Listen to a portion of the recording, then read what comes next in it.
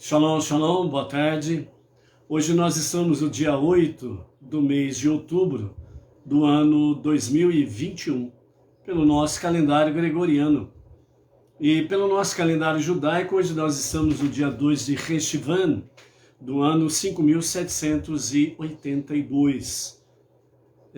Louvamos a Hashem, porque já estamos a 32 dias do ano 5782.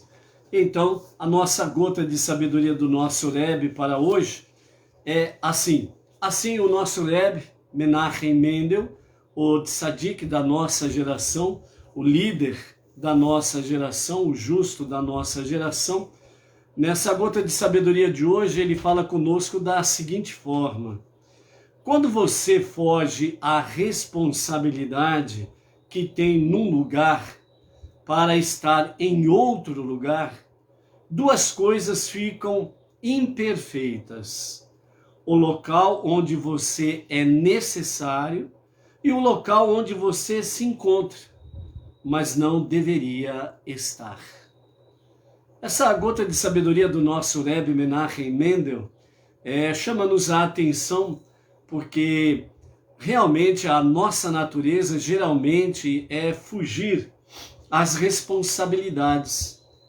Então, às vezes, quando nós estamos numa determinada situação e as coisas estão difíceis, a natureza humana, geralmente, ela aconselha, é o lado animal, é o lado mais baixo, do nosso ser. Então, o que acontece normalmente na nossa natureza carnal, na nossa natureza humana, a natureza da nossa alma animal? As coisas estão difíceis, deixa para lá, vamos mudar de lugar, E aí então pode ser que as coisas estejam mais, vamos dizer, do outro lado ou em outro lugar, as coisas poderão estar mais fáceis. Essa é a natureza humana. Então o nosso Rebbe Menachem Mendel, ele diz que na realidade isto é fugir das responsabilidades.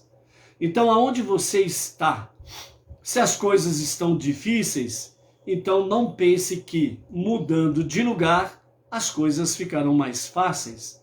Não pense que mudando de lugar as coisas também mudam e você vai ficar debaixo de sombra e água fresca.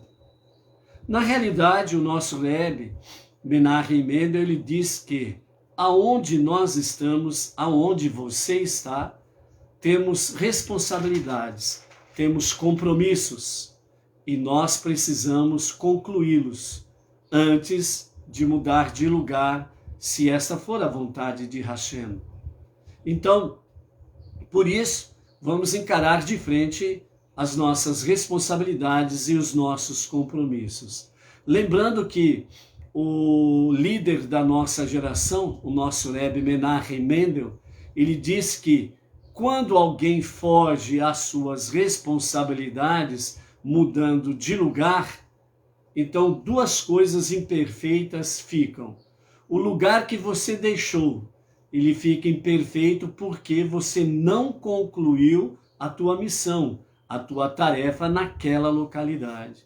Então ali fica um vácuo, e então ali fica uma imperfeição.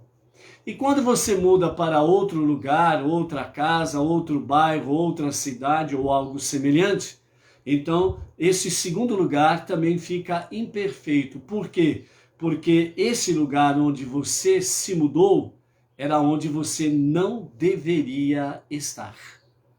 Então, por isso, antes de mudar de lugar, se as coisas estão difíceis, peça para Hashem te dar sabedoria, para te dar forças, coragem, ousadia e perseverança para permanecer no lugar onde estás e assim assumir a sua responsabilidade, completar a tua missão neste lugar e se for para mudar posterior, certamente Hashem te dará direção, orientação para o fazer.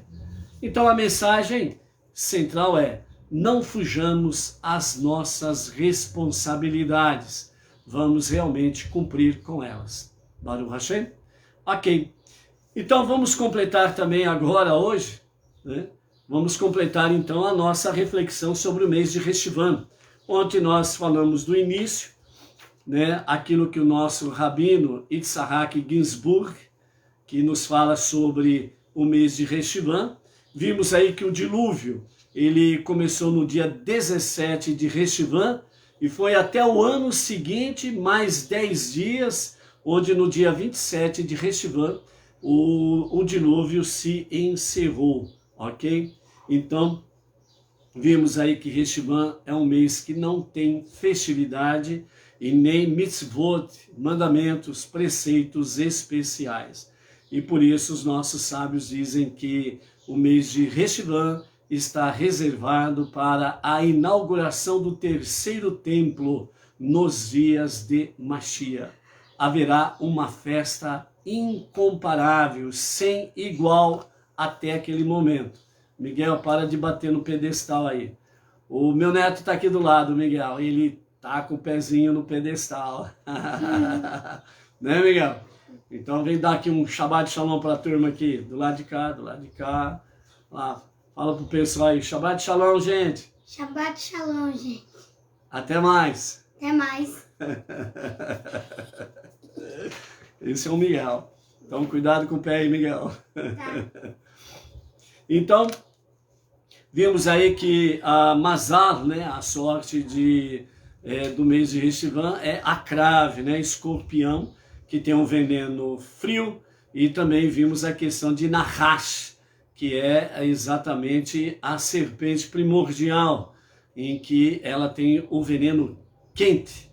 E vimos aí que o valor numérico referente tanto a Nahash, né, a serpente, como o valor numérico de Mashiach, é o mesmo valor, 358, significando exatamente que somente Mashiach ele poderá completamente vencer a serpente primordial e fazer com que ela seja restabelecida a sua originalidade, né? Mais um animal da criação sem perigo algum e muito menos sem veneno nenhum, né? Então nós vimos aí que dentro desse escopo, o Mashiach, ele é de fato o antídoto, tanto para o veneno da serpente, o veneno quente, como para o veneno frio de acrave, escorpião.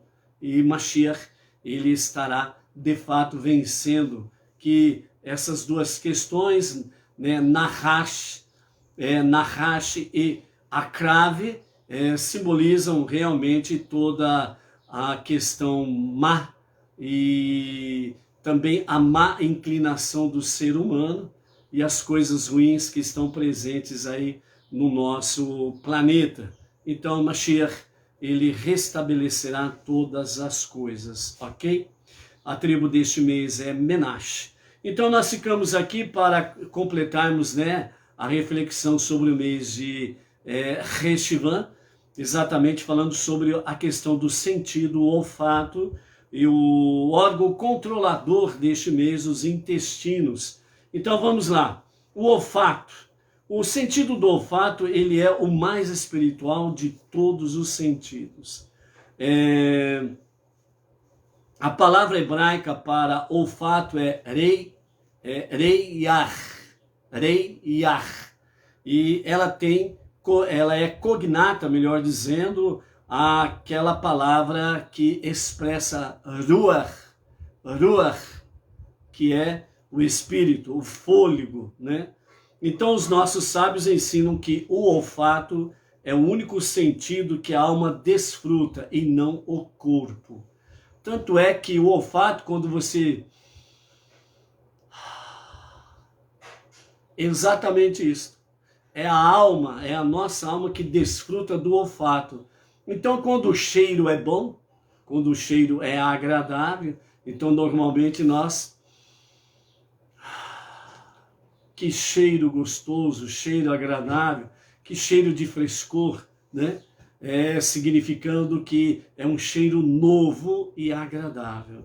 Quando o cheiro é ruim, então... Eca! né? Que cheiro ruim. Então, de fato, o olfato é a nossa alma, que ela, de fato, ela desfruta dessa questão, e não o corpo, né?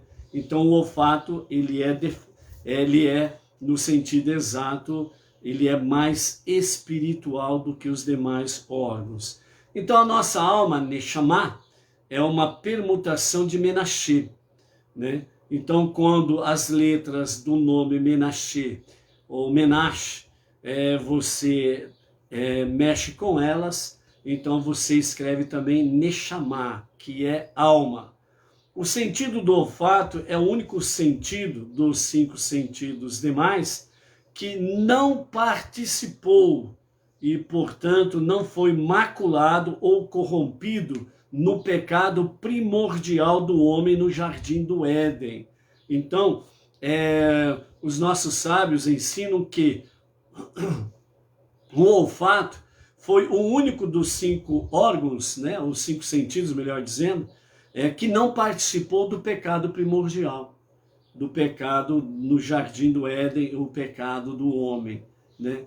Então, nesse sentido, mais uma vez, os sábios comprovam que o olfato ele é mais espiritual, e é a alma que desfruta mais ainda do sentido do olfato. O olfato é o sentido que salvou o povo judeu na época de Mordecai e Esther, que são chamados de Mor Ve'Hadass. Mor Ve'Hadass, que significa mirra e murta, as 2 fontes primárias de fragrância. Está declarado explicitamente que o sentido de Mashiach é o olfato, e ele cheirará na reverência a Deus.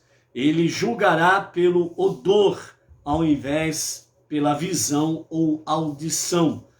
Então, em Isaías, capítulo 11, verso 3, confirma essa veracidade dessa questão aí. Então, por meio de seu sentido do olfato, né, seu Ruach HaKodesh, o Espírito Sagrado, Mashiach saberá como conectar cada alma judia à sua raiz divina e assim identificar sua tribo, né, em Israel. Nesse aspecto aqui, os nossos sábios falam que nos dias de Mashiach, Mashiach, pelo olfato, ele estará cheirando as pessoas. Então, no sentido simples, para que possamos entender de forma rápida. Então, o Mashiach, ele vai cheirar uma pessoa, ele vai dizer a essa pessoa: você é um israelita da tribo tal, vai se juntar à sua tribo. O nosso Rav Shimon Brand, né, nesses dias atrás, ele falando sobre esse aspecto aqui, então o nosso Rav Shimon Brand, ele disse que nesse dia, nos dias de Mashiach, como ele vai fazer isso pelo olfato, né, vai acontecer várias surpresas, né? Quem achava que não era judeu ou da procedência israelita, o Mashiach vai cheirar aquela pessoa, vai ser um Benei Noach, por exemplo, né? E ele acha que não tem nada a ver com as 12 tribos. Então o Mashiach vai te cheirar e vai dizer assim: ó, você é um israelita, você é da tribo tal, vai se juntar à tua tribo. Então você que achava, sendo um Benei Noach, que assim o seria por toda a eternidade, Mashiach, ele vai cheirar a ti e vai dizer: esse cheiro é bom, esse cheiro é da tribo tal, e vai se juntar à tua tribo. E também, né, o próprio Rav Shimon Brand disse, ó, e tem alguns aí que se acham que são judeus, a hora que o Mashiach dá uma cheiradinha nele, ele vai dizer assim: ó, você não é judeu não, vai se juntar aos Benei Noach, né? Vai para a sua nação X e some-se à sua nação, e assim vai ser a sua vida eterna, né? No sentido do Mashiach estar realmente separando quem é israelita e quem não é israelita, né? Ou seja, tanto os povos das nações como o povo israelita estarão vivendo o Olam Rabá, né? Se preparando nos dias de Mashiach, né? A redenção final, para viver o Olam Rabá juntos, da mesma forma, né? Mas aquela questão, as nações, entre elas está Israel, estará Israel. Então as tribos serão divididas, as 12 tribos de Israel, mais a tribo de Levi, que é a tribo sacerdotal, que estará especificamente nos trabalhos do tabernáculo, o terceiro e definitivo tabernáculo. E as nações estarão entre as nações, cada um no seu país, né? Então não haverá mais aquela questão de uma pessoa sair desse país e fugir para o outro, porque as nações todas elas estarão no mesmo nível, né? De shalom, harmonia, produtividade, e estarão vivendo a vida eterna realmente numa deliciosa fragrância do shalom, de paz, né? Então, o nosso Rabi Shimon Brandi, né, nos fala desses dois aspectos aí, e baseado aqui, né, o sentido para o mês de Reshvan é o olfato. Então, Mashiach vai cheirar fulano e vai dizer, você é da tribo tal, você, fulano, que achava que era um judeu, você não é judeu, você é de tal nação, vai para a sua nação, e assim sucessivamente, né? Então é isso daí. E por falar nisso, né, amados, né, lá no YouTube, vocês entram lá no YouTube e vê lá Rabi Shimon Brandi. Quem ainda não é inscrito no canal do Rabi Shimon Brandi, vai lá, se inscreva. Assim como também no YouTube tem o canal lá do Rabi Michel Tabassinik. Então vai lá, procure o canal, se inscreva e venha somar junto com os nossos rabinos. E também a mesma coisa com referência ao Rabi Yaakov Gerenstad, que é a nossa liderança no Brasil. Quem ainda não é inscrito no canal dele também, vai lá no YouTube, se inscreva por lá também e venha somar com essa grande família Bnei Noach Brasil, ok?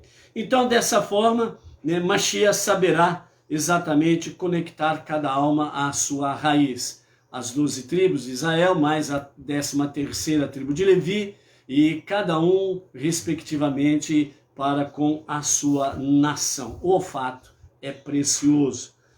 E o controlador, que é o intestino, né? Então, dessa forma aí, a palavra para intestinos é exatamente dakin, que deriva da palavra daká, que significa pequeno, ou então da palavra dak, que significa partícula. Isso implica poder de dissecar em partes pequenas e refinadas. No processo de preparar o incenso para o templo, a suprema expressão do sentido do olfato no serviço do Eterno, né, que é o serviço das especiarias, né, como oferenda agradável a Deus, os incensos, deve-se dizer e repetir muitas vezes, moa bem, ou seja, no hebraico, Hadek Reitev. Hadek, Reitev, Hadek. Hadek, Hadek, Reitev. Reitev, Hadek, né? Que é Hadek, de Dak. Então, todos os sacrifícios no serviço do templo são para produzir um aroma satisfatório, que é Reiach, Nihoach, que é um aroma satisfatório. Por isso que nós vemos, né, na Torá sempre com referência a todos os sacrifícios, que ele sobe como um incenso agradável a Deus, um cheiro, um aroma agradável a Deus. E isto foi um aroma agradável a Deus, nós sempre vamos encontrar na Torá. Então, agradar o divino, sentido do olfato, né, do Eterno, que implica a divina satisfação com o serviço de seus filhos, Israel em particular e com sua criação em geral.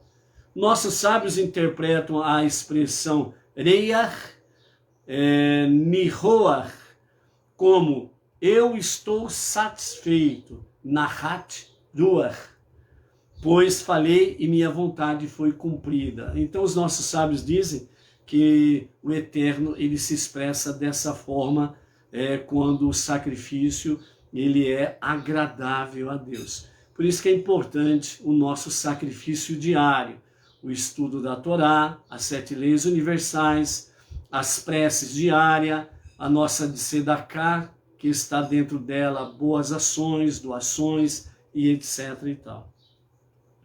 Então, esta é a satisfação divina que o Eterno sente quando o sacrifício ele é de fato agradável. Então, dessa forma, a satisfação divina com o ser humano e a criação foi o primeiro expresso no dia 28 de Reshivan, após o dilúvio, né? O dilúvio começou no dia 17 de Reshivan, foi até o ano seguinte, no mesmo mês de Reshivan, no dia 27 de Reshivan, certo? Cessou todo o dilúvio, as águas abaixaram, e quando, no dia 28 de Reshivan, Noah sai da arca, e ali ele faz um altar e faz um sacrifício. Então, para Deus, esse foi um sacrifício agradável, um aroma agradável, e dessa forma Deus teve satisfação com o ser humano e toda a sua criação. Deus prometeu, justamente devido a esta satisfação agradável que ele sentiu pelo olfato, então Deus prometeu a Noah e a toda a humanidade jamais destruir o mundo novamente através do dilúvio. Como está expresso claramente nas leis da Torá, é a gordura dos intestinos que, quando oferecida sobre o altar, produz o aroma satisfatório para Deus. Por esse motivo, considera-se que os intestinos controlam o sentido do olfato, né? Então, isso é o nosso mês de Reshivan, ok? Então, que nós sejamos de fato, né, um aroma agradável ao nosso Deus. E só para completar então essa parte aqui, nós temos uma segunda expressão para o mês de Reshivan, que normalmente também se fala sobre Mar Reshivan. Então a palavra Mar, né, M-A-R, Mar Reshivan, então essa palavra Mar, ela tem uma conotação de amargo, né? Justamente porque o mês de Reshivan é o mês do dilúvio, ok? Então, por isso, tem essa expressão Mar Reshivan, ok? Então, quando você ouvir essa expressão Mar Reshivan, é exatamente dentro desse aspecto aí, né? Então, os nossos sábios falam que há 2 motivos pelos quais este mês também é chamado de Mar Reshivan. O primeiro aspecto dele, ou a primeira razão, é exatamente porque significa amargo, né? O mês de Reshivan não contém nenhuma festividade, não há nenhum mandamento específico ou especial para o mês de Reshivan. Por isso ele está reservado para Mashiach, né? Então, na realidade, o mês de Reshivan não tem nenhum dia festivo, nenhum dia feliz, ok? Né? E temos aí também a questão, né, no dia 15 de Reshivan, Jeroboão, filho de Nevate, ele organizou uma festividade no reino de Israel, e essa festividade cheio de idolatria, cheio de promiscuidade, realmente irritou a Deus, né? E dessa forma, então, no dia 15 de Reshivan, essa festividade despertou a ira de Deus contra o povo, porque não foi uma festividade de Torá, não foi uma festividade para Hashem, mas para a idolatria e para a promiscuidade em todos os seus níveis. No dia 5 de Reshivan também tem a questão dos caldeus que assassinaram os filhos do rei Zedequias diante de seus olhos, e em seguida eles cegaram o rei Zedequias, levando acorrentado à prisão. Então, durante o mês de Reshivan, Deus castigou também a geração de dilúvio, porque esse é o mês do dilúvio, né? Então, Mar Reshivan, o mês amargo, né? Que significa isso. E a segunda razão para ser chamado Mar Reshivã é que também gota de água, conforme diz Isaías capítulo 40, verso 15, ele diz: as nações são como gotas a cair de um vaso, né? O profeta assim se expressa. Então, e o mês é abençoado com chuvas abundantes, que todos aguardam sedentos e ansiosos. Por isso que durante a festividade de Sukkot, quando nós chegamos em Shemini Atzeret, né, o 7º dia de Sukkot, mais o 8º dia de Sukkot, que é o Shemini Atzeret, assim conhecido, onde se fecha o ciclo do julgamento das águas. Então é um período em que se pede chuvas abundantes, porém não destrutivas, mas chuvas abundantes que venham realmente irrigar a terra e fazer com que a terra produza o fruto para todo ser vivente. Então esse é o objetivo do julgamento das águas e as preces daqueles que elevam a Deus o seu pedido por chuvas abundantes, porém não destruidoras, né? E então é importante nós estarmos nesse sentido aí atentos ao pedido de chuvas, né? E graças a Deus está aí vindo chuvas. Por isso vamos continuar pedindo ao Criador que nos conceda chuvas abundantes, porém não destrutivas, ok? Então esse é o segundo aspecto aí de Mar Reshivã. Então o Mar Reshivã, nós tivemos aí, né, no reinado de Salomão, foi concluído o templo no mês de Reshivã. Porém, Salomão não inaugurou o templo, ele esperou a ordem de Deus para fazer a inauguração do templo. Então o templo ficou fechado durante o mês de Reshivã e não houve inauguração. Então por isso que os sábios falam que o mês de Reshivã está reservado para os dias de Mashiach, para a inauguração do terceiro e definitivo templo. Então será, de fato, um grande dia, uma grande festividade, ok? Então esse é o nosso mês de Reshivã.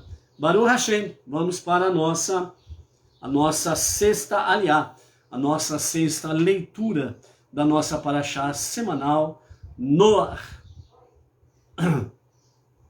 Então, shalom, shalom, shalom para a Dona Ária Carmo, lá de Lisboa, Portugal, a Edina Silva, aqui de Bauru, a nossa região, a Luciana Rodrigues, de Marília, Baruch Hashem, a Miriam Barrios, acho que é isso mesmo, né? Miriam Barros, lá de São Paulo, o Luiz Ribeiro, né, de Itaquera, Grande São Paulo, Baruch Hashem, o José Hélio Tavares, da cidade de Cachoeira Paulista, ali próximo da cidade de Silveiras, interior de São Paulo. Temos aí também a Malu, lá do Distrito Federal, lá da capital de Brasil, Brasília, né? Então, Baruch Hashem. Então, nós temos aí os nossos convidados de hoje. Os nossos convidados não, vocês não são mais convidados, vocês são da casa, né? Baruch Hashem por isso, né? Então, juntando, somando, multiplicando convosco, né? Também o nosso shalom aí para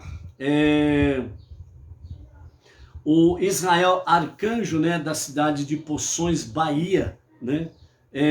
Só para somar aí, né? O Josélio Tavares, né? Shalom para ti e a sua esposa Neuza Costa Tavares, né?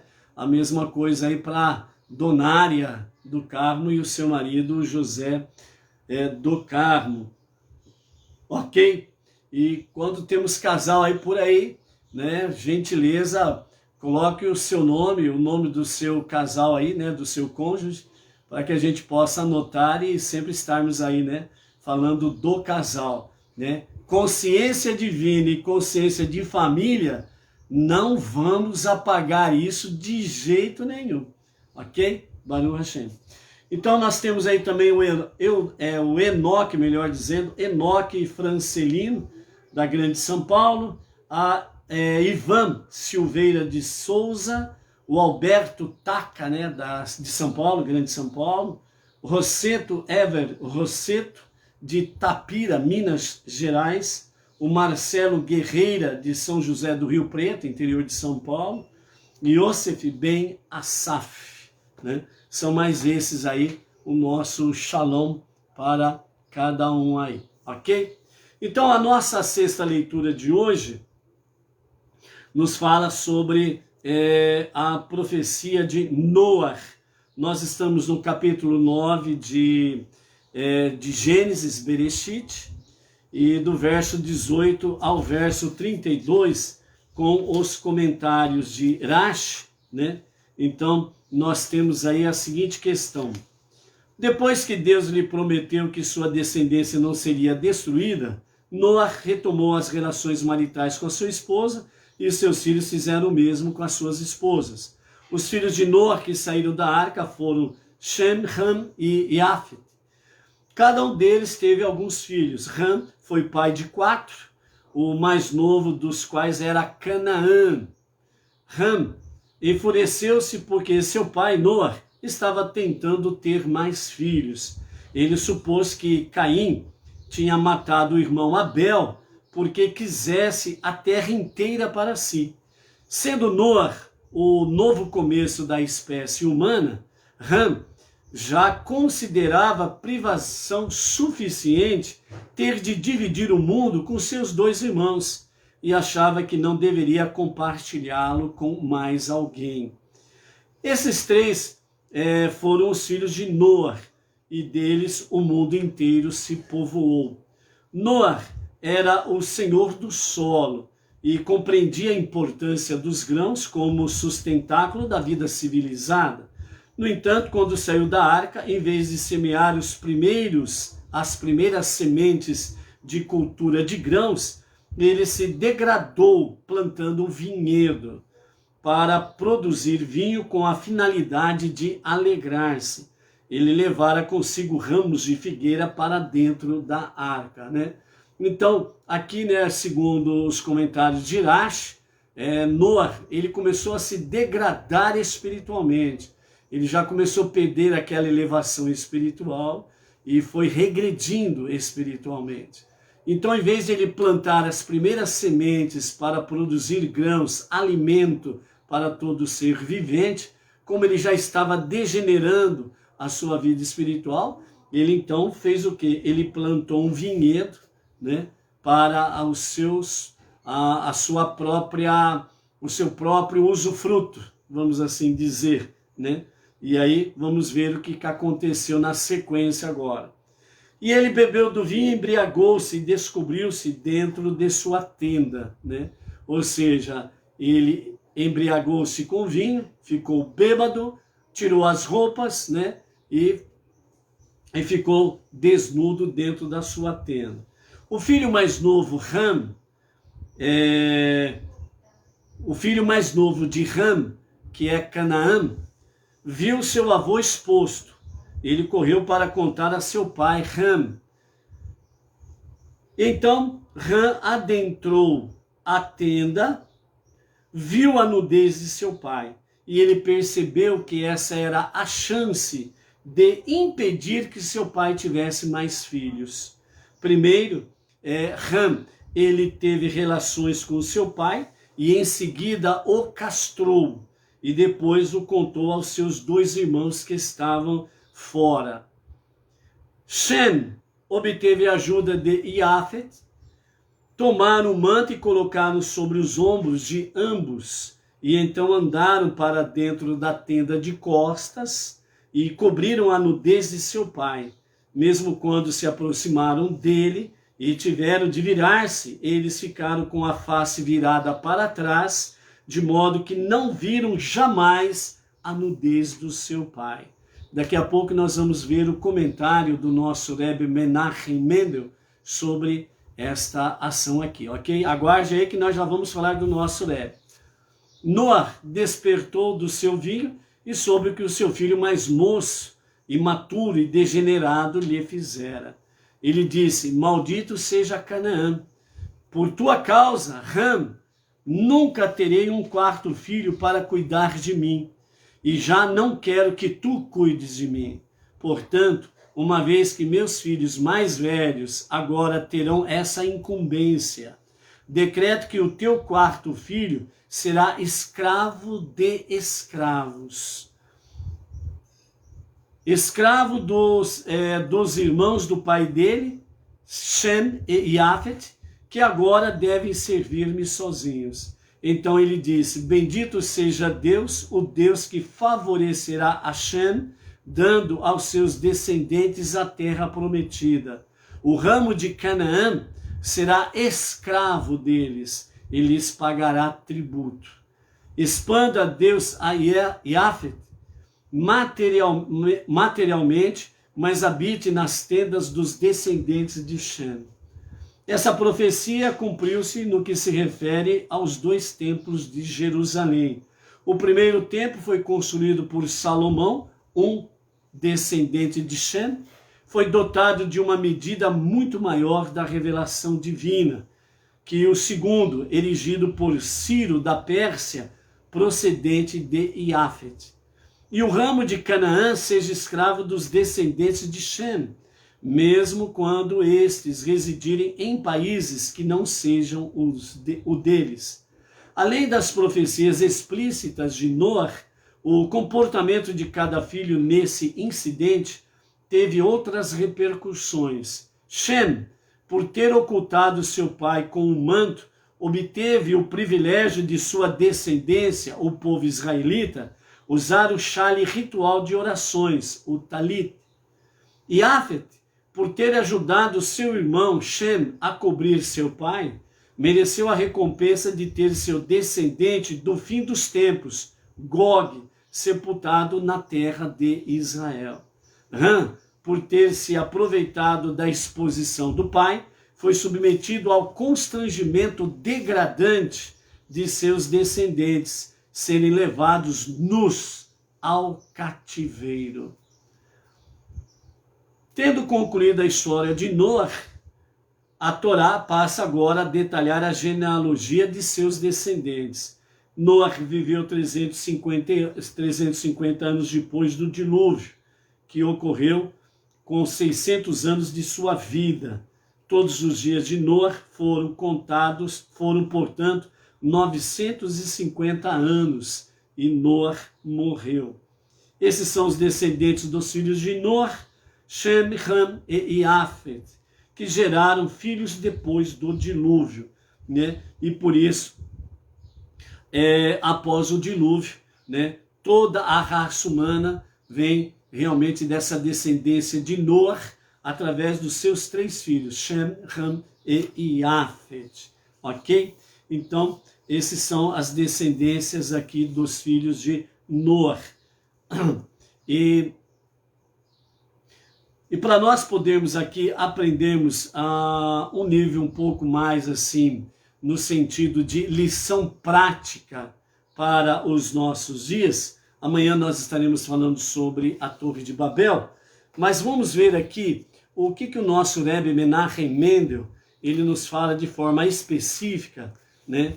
Uma lição mais introspectiva, uma lição que o nosso Rebbe nos traz para nós nessa 6ª leitura desta passagem. Então ele chama-nos para dentro de nós mesmos, para nós refletirmos sobre cada ação e aquilo que nós devemos de fato amadurecer em nós, para que nós não sejamos pegos do lado negativo, mal, perverso, da natureza animal do nosso ser humano, ok? Então, o nosso Rebbe Menachem Mendel, o tzadik da nossa geração, ele diz: Noar percebeu que, como pai da futura humanidade, ele estava fazendo o papel de Adão no novo mundo, pós-dilúvio. Portanto, ele tentou corrigir o erro de Adão e Rava, que foi o mau uso do vinho, a fruta da árvore do conhecimento, para atingir a autoconsciência. Em vez disso, ele esperava autoanular-se na alegria divina através do consumo do vinho, mas acabou embriagando-se. Como esta forma de autoanulação era artificial, o resultado foi contrário ao que desejava, e Noah acabou se expondo de maneira indecente. Quando seus filhos ouviram dessa maneira, imediatamente o cobriram, mas enquanto o mais novo, Ham, ou normalmente usada a expressão Cam, né? Mas a expressão correta é Ham, se preocupou com a sua indecente nudez. Os mais velhos, Shem e Yafet, concentraram-se na tarefa de restaurar o recato de seu pai. Enquanto Ham, ele se preocupou com a indecência da nudez, significa ele olhou, ele ficou atento a esta nudez e depois fez o que fez. Enquanto que os seus filhos, os outros dois irmãos de Ham, melhor dizendo, Shem e Yafet, eles não focaram na nudez do seu pai, mas eles focaram em restaurar o recato de seu pai, né? Aqui nos chama a atenção com referência aos filhos dos dias atuais. Os filhos dos dias atuais, eles esperam, né, atentamente com que os seus pais falem alguma coisa errada ou dê algum escorregão para virem com toda a pedra, com todas as pedras às mãos, ou com todo o chicote à mão, para dar uma surra daquela nos pais, né? Porque falou alguma coisa errada ou agiu de alguma forma incorreta. Então esses estão à semelhança de Ham. Esses, na realidade, estão mais preocupados com a nudez, entre aspas, dos seus pais, para poderem humilhá-los, para poder chamar a atenção deles em público, na frente das outras pessoas, e muitas vezes na frente de muitas pessoas que não tem nada a ver com a família, em vez de buscar o particular como Shem e Yafet. Então a cobertura do manto de Shem e Yafet simboliza o particular. Enquanto que Ham, ele não se cobriu, muito pelo contrário, ele contemplou a nudez do seu pai e fez o que fez, né? As suas práticas abomináveis, né? Então, todo filho, toda filha que fere os seus pais, que magoam os seus pais, que gostam de chamar a atenção dos seus pais, que gostam de se mostrar que são mais sábios do que os seus pais, de forma orgulhosa, presunçosa, humilhante, humilhando os seus pais, eles estão igual Ham. E o castigo não é diferente. Porque nós vamos ver mais lá para frente, em Levíticos, que lá a Torá fala claramente que os filhos não podem ferir os seus pais, ou por palavras, ou por ações. Ok? Então, sejamos como Shem e Yafet. Estejamos sempre preocupados em honrar os pais e fazer aquilo que é realmente de acordo com o recato dos pais. Dessa forma, quando Shem e Yafet caminharam de costas e cobriram a nudez de seu pai, o nosso Rebbe Menachem Mendel, ele traz para nós uma reflexão falando sobre espelhos humanos. Baal Shem Tov, o nosso Rebbe cita, ensinava que as pessoas que encontramos em nossas vidas são como nossos espelhos. Olha, atenção, atenção, prestem atenção. Ouvem, escutando. Não ouçam entrando por um ouvido e saindo pelo outro. Ouçam escutando para entender. Baal Shem Tov ensinava que as pessoas que encontramos em nossas vidas são como nossos espelhos. Se enxergarmos o mal nelas, na verdade, o que estamos vendo é o mal que está dentro de nós, refletido nas pessoas. Uau! De quem você falou mal hoje? A quem você viu hoje e você olhou para aquela pessoa e viu tudo quanto é defeito, e se ela não tinha algum, você colocou mais algum.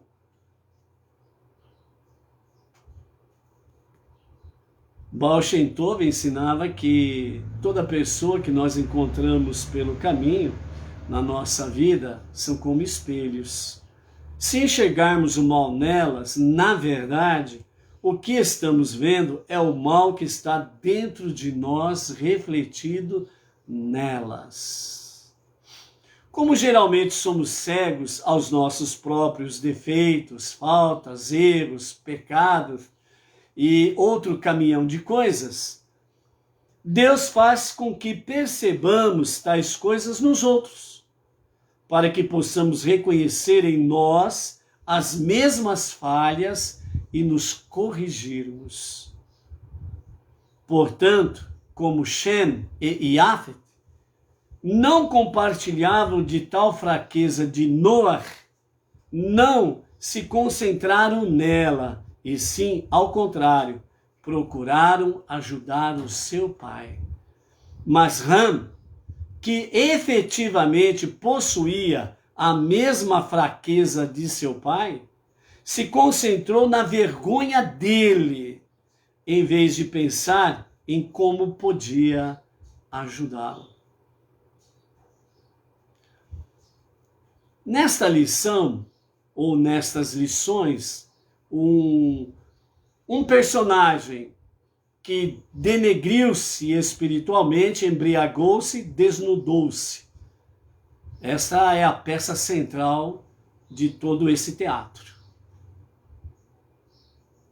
E junto com essa peça central nós temos três elementos que configuram o figurino, o elenco dessa história. Os três irmãos, Ham, Shem e Yafet. Ham, ele agiu de uma forma e os seus dois irmãos de outra forma. E aqui, pelos ensinamentos de Baal Shem Tov, o nosso Rebbe Menachem Mendel, o líder da nossa geração, disse: Ham, ele viu na forma degradante que seu pai estava, ele viu o seu próprio reflexo. Só que ele não se arrependeu e nem se corrigiu. Ele acabou fazendo muito mais mal ainda. Enquanto que Shem e Yafet, eles não focaram na forma degenerativa espiritualmente falando e fisicamente falando, porque assim foi o fato, porque eles não se identificaram com aquela ação do seu pai. A ação do seu pai realmente foi vergonhosa, mas esses dois filhos, Shem e Yafet, eles não focaram nisto, mas eles focaram na honra do seu pai. Eles focaram realmente em restabelecer o recato do seu pai. Então eles foram para ajudar. Não foram para criticar, não foram para jogar uma pedra de acusação ou uma pedreira de acusação contra o seu pai. Eles foram para restabelecer o recato de seu pai. Eles foram para restabelecer a honra do seu pai. Então, aqui está o exemplo de filhos. E a pergunta fica: qual é o seu relacionamento com os seus pais? Qual é, de fato, a tua ação com referência ao recato e à honra dos seus pais?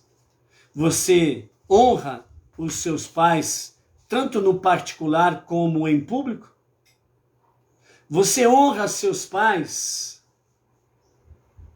para quem quer que seja que você fale deles? Ou você gosta de falar mal dos seus pais para os seus, entre aspas, amiguinhos, amiguinhas? Quando o jovem se reúne nos dias atuais, normalmente algum deles ou alguém deles diz: o meu pai é quadrado, a minha mãe é ignorante. E isso acaba inflamando aquela roda de jovens. Filhos que não sabem de nada, mas acham que sabem tudo. Filhos que agem que os seus pais são quadrados e ultrapassados, mas eles, redondinhos do jeito que são, estão cada vez mais entrando numa ladeira abaixo de degeneração moral, ética, espiritual, inclusive de inteligência, porque ao analisar os seus atos, são mais ignorantes e burros do que se possa imaginar e acham que são mais espertos que os seus pais. Mais espertos para se entregar à bebida, às drogas, à promiscuidade, à libertinagem, acham que são mais espertos que seus pais. Acham que são mais inteligentes que seus pais. E quando seu pai ou sua mãe chega e diz: fez a lição da escola? Ah, fiz sim. Como foi a sua prova de matemática? Aí já muda de assunto, né? Porque fica difícil dizer que reprovou ou tirou uma nota baixíssima de matemática, se não fosse aquela ajuda do professorzinho, né? Que tem a sua ideologia esquerdista, socialista, comunista, né? Vamos dar um pontinho a mais para esse aluno burrinho, para que ele continue sendo burrinho e possa se formar sem saber qual é qual é o resultado da multiplicação da tabuada do 1. Que ele continue sem saber qual é a tabuada do 1, qual é o resultado. Então, quando pergunta para o filhinho ou a filhinha espertinha, né? E aí, meu filho, minha filha, quanto que é? Qual é o resultado de 1 vezes 8? Aí ele vai contar nos dedinhos, né? 1 vezes 8, porque não sabe falar de cabeça. Quanto que fica aí? 3 vezes 9? Ixi, é uma confusão na cabeça do jovem esperto, inteligente. Esperto e inteligente para se entregar à degeneração ética, moral, espiritual e dos bons costumes. Qual é o teu relacionamento com os seus pais? Desse relacionamento está o teu futuro, quer você queira ou não. Filhos, filhas, o teu futuro está em honrar pai e mãe. Se você não faz isto, o seu futuro está em perigo. Você está em maus lençóis. Shem e Yafet restauraram o recato e a honra do seu pai. E eles foram abençoados. Ham não procurou fazer isso, muito pelo contrário. Ele continuou desonrando seu pai. Ele não recebeu bênçãos, ele recebeu maldições. Então, filhos e filhas, é vocês que escolhem o teu futuro no dia de hoje. Ou bênçãos com vitória, sucesso e felicidades, ou você escolhe o teu futuro hoje, desonrando os teus pais, com maldições. Uma vida vazia, degenerativa, degradante, perniciosa. É você que escolhe o seu futuro. Que as lições de Ham, Shem e Yafet seja uma realidade para esta geração. Boa preparação do Shabat. Ao pôr do sol, entramos no 7º dia da semana, o sagrado dia do Shabat. A você, sua família e todas as comunidades, Benei Noach, um Shabbat Shalom, com muita luz divina, e que todos nós possamos estar constantemente numa Teshuvah, para um verdadeiro retorno a Deus, para uma verdadeira e genuíno arrependimento diário. Amanhã estaremos por aqui.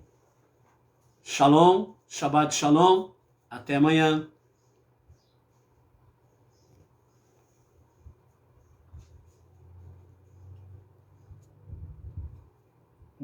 Não quer fazer stop.